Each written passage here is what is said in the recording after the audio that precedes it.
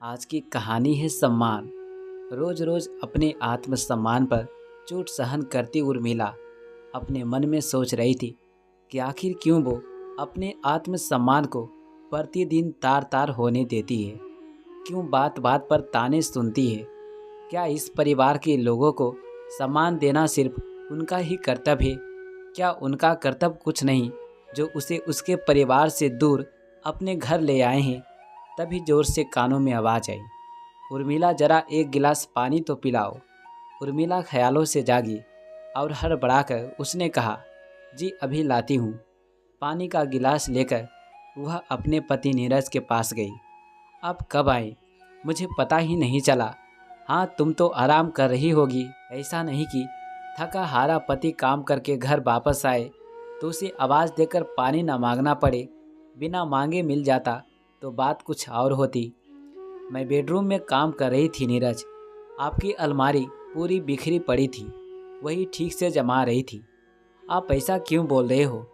क्या मैं आपके सारे काम नहीं करती? इतना कहकर वह रसोई में चाय बनाने चली गई। तभी उसे सासू माँ सुशीला की आवाज़ आई, जो नीरज से कह रही थी, देखा कैसा मुंह चलता है इसका, लगता है माँ संस्कार देना ही भूल गई। पहले पता होता तो यह शादी। कहते कहते सुशीला उर्मिला को आते देख चुप हो गई और वहाँ से चली गई। उर्मिला चाहती थी कि इस विषय में वह नीरज से बात करे, क्योंकि नीरज की मम्मी का व्यवहार उसके साथ हमेशा से ऐसा ही था। वह उसका अपमान करने का एक भी मौका जाने नहीं देती थी। आए दिन अपनी सास के द्वारा अपमानित होते रहना उसे अच्छा नहीं लगता था। वह शिकायत करे भी तो किससे? नीरज खुद उसका आदर नहीं करता था। वो सोचती, जब पति ही इज्जत नहीं करता तो फिर दूसरों से क्या आशा रखूं। एक दिन वो अपनी सहेली नलिनी से मिली और उसे अपनी तकलीफ बताते हुए कहा, नलिनी, चाहे कितना भी दुख हो, तकलीफ हो, अपमान हो, फिर भी सब कुछ सहन करके हमें चुप ही रहना पड़ेगा, वरना हम आदर्श नारी नहीं कहलाएंगे। आखिर क्यों? क्या सिर्फ मुझे ही इस परिवार की ज़रूरत है, उन्हें नहीं? सब कुछ सुनने के बाद नलिनी ने कहा, उर्मिला, तुझे एक बार नीरज से ये बात अवश्य करना चाहिए। यदि हम अपना कर्तव्य पूरा करते हैं तो अधिकार मांगने में संकोच कैसा? नलिनी से बात करने के बाद उर्मिला ने मन बना लिया कि वो नीरज से ज़रूर बात करेगी। रात को जब बिस्तर पर लेटी उसका मन अशांत था। कभी माँ के दिए संस्कार उसे याद आते, कभी वो बात याद आती कि पिता के घर से डोली उठती है और पति के घर से अर्थी। यही सच है, पर क्या सच में यही सच है? कई दिनों तक चिंतन और मनन करने के उपरांत आखिर उर्मिला ने हिम्मत जुटा ही ली और उसने नीरज से कहा, नीरज, मैं आपके परिवार को अपना परिवार बनाने आई हूँ। इस परिवार के प्रति निष्ठावान हूँ, सबका आदर करती हूँ, मान मर्यादा का ख्याल भी रखती हूँ। जीवन पर्यंत हर सुख दुख में तुम्हारे कदम से कदम मिलाकर चलने के लिए भी तैयार हूँ। नहीं चाहिए मुझे कुछ ज़्यादा, थोड़े से खुशियाँ बटोरने को भी तैयार हूँ, किंतु मैं अपने आत्मसम्मान के साथ समझौता करने के लिए हरगिज तैयार नहीं। मैं अपना शोषण करवाने के लिए इस परिवार में नहीं आई हूँ नीरज। जितना आदर मैं आप सभी को देती हूँ, उतने की ही मैं भी हकदार हूँ। क्या आप मुझे वो दे सकते हैं? ये क्या बोल रही हो उर्मिला? क्या हो गया है तुम्हें? तुम तो मुझे भाषण ही देने लगी यार। ठीक है नीरज, भाषण ही समझ लो। तुम कहाँ समझोगे मेरे मन की पीड़ा।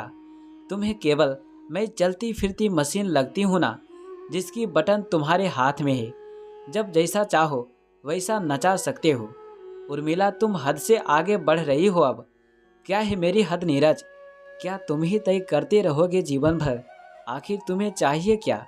क्या चाहती हो तुम? और कौन करता है तुम्हारा अपमान? थोड़ा बहुत कहना सुनना तो हर परिवार में होता है। माँ और मैं यदि तुम्हें कुछ कह देते हैं तो तुम उसे अपना अपमान समझकर मन मैला क्यों करती हो? वाह नीरज वाह, जब देखो तब मुझे, यहाँ तक कि मेरी माँ को भी ताने मारने से पीछे नहीं हटते हो तुम लोग। वो तो बुजुर्ग है, मेरी माँ है, मैं कैसे उनकी बुराई सुन लूँ? अगर मैं आपकी मम्मी के लिए कुछ कहूँ तो आपको कैसा लगेगा? एक भी मौका नहीं छोड़ती वह मेरा अपमान करने का। मैं चाहूँ तो मैं भी उन्हें पलट कर जवाब दे सकती हूँ।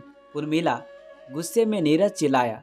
लगा ना तुम्हें भी बुरा, जबकि अभी तो मैंने कुछ कहा भी नहीं था। मुझे भी ऐसा ही गुस्सा आता है, ऐसा ही दर्द होता है नीरज, जब मुझे और मेरे परिवार पर कोई अपमानजनक शब्दों से प्रहार करता है। जो मैं आपसे मांग रही हूँ, मेरा और मेरे परिवार का आत्मसम्मान क्या आप दे सकते हैं? बोलो नीरज। यदि हाँ, तब तो ठीक है, वरना क्या करोगी उर्मिला? वरना मैं अपमान का कड़वा घूंट पीकर पूरा जीवन आपके घर में नहीं रह सकती। मेरी माँ को मेरी नानी ने यह संस्कार दिए थे कि पिता के घर से डोली और पति के घर से अर्थी उठती है। नारी के जीवन की कहानी इसी के बीच चलती रहती है।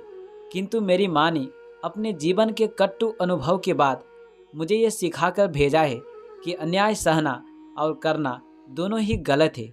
तुम इतनी सक्षम हो कि अपने आत्मसम्मान की रक्षा कर सकती हो, और वो तुम्हें करनी ही चाहिए। अपने कर्तव्यों को अवश्य निभाओ, साथ ही अपने अधिकार भी जताओ। आज उर्मिला का यह रूप और कड़वी मगर सच्ची बातों ने नीरज के बंद पड़े कान के पर्दे खोल दिए। उसे एहसास करा दिया कि यदि सुखी जीवन और परिवार में शांति चाहिए तो मर्द होने का घमंड छोड़कर एक नेक जीवन साथी बनना होगा। परिवार का मान सम्मान चाहने के साथ ही साथ पत्नी के परिवार का मान सम्मान भी करना होगा। पत्नी को अपने से कम आंकने की गलती से बचना होगा, क्योंकि सच में उर्मिला किसी भी बात में उससे कम नहीं है। अपनी गलती स्वीकार करते हुए नीरज ने कहा, उर्मिला, मुझे माफ़ कर दो, मैं शर्मिंदा हूँ। अच्छा हुआ तुमने मेरी आंखें खोल दी। नीरज का बदला हुआ व्यवहार देखकर सासू माँ सुशीला को भी अपना व्यवहार बदलना ही पड़ा। अब उन्हें भी समझ में आ गया था, यदि परिवार को चलाने वाली गृह लक्ष्मी का अपमान होगा तो एक ना एक दिन परिवार टूट जाएगा। सिर्फ साथ में रहने से नहीं, प्यार और एक दूसरे के सम्मान के साथ रहने में ही परिवार की भलाई है। दोस्तों, अगर कहानी आपको अच्छा लगा हो तो वीडियो को लाइक, कमेंट, शेयर ज़रूर करें, और इसी प्रकार की और भी कहानी सुनने के लिए मेरे चैनल को सब्सक्राइब ज़रूर करें।